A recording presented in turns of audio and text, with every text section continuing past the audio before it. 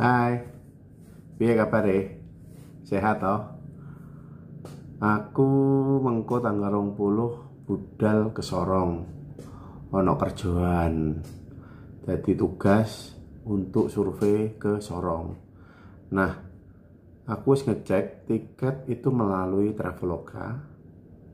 Untuk ke Sorong, untuk langsung Surabaya Sorong itu hanya satu penerbangan dan pagi.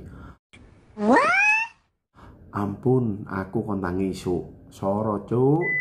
Soro. Tangi isuk je. Jam 5 tangi jam 3 laan, bayang non. Ya cuma ono situ iku tok lainnya transit. Ya wis lah gak apa-apa ngepik maneh toh. Jadi penerbangannya hanya satu kali dan itu pun naik batik dan hanya jam 5 pagi, Kak Edan nah. Jadi terpaksa, ya wis.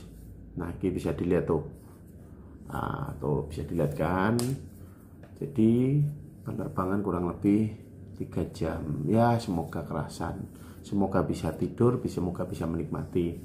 Nah, bagi sahabat Anda yang ada di kota Sorong, silakan DM atau komentar di sini atau DM Instagram saya, kita nongki-nongki di Sorong. Oke?